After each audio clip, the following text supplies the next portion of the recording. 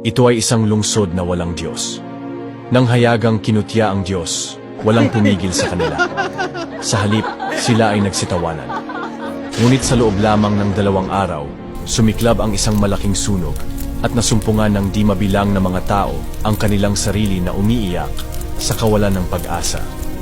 Ito ay isang babala sa atin, huwag kayong padaya, ang Diyos ay hindi napabibiro. Sa kasalukuyan, marami ang hayagang pinagtawanan ang Diyos at itinanggi ang kanyang pag-iral, habang ang iba na nagsasabing mananampalataya ay binabaliwala ang kanyang mga turo at patuloy na nabubuhay sa kasalanan. Hindi sa dahil hindi agad nagpaparusa ang Diyos, hindi ibig sabihin na hindi siya kikilos. Kapag ang pasensya ng Diyos ay umabot na sa hangganan, ang kanyang matinding galit ay mabubunyag. Kaya't dapat nating igalang ang Diyos, sundin ang kanyang mga turo, at talikuran ang kasalanan. Sa ganitong paraan lamang tayo mabubuhay sa ilalim ng kanyang mga pagpapala sa hinaharap. Kung ikaw ay naniniwala, Amen.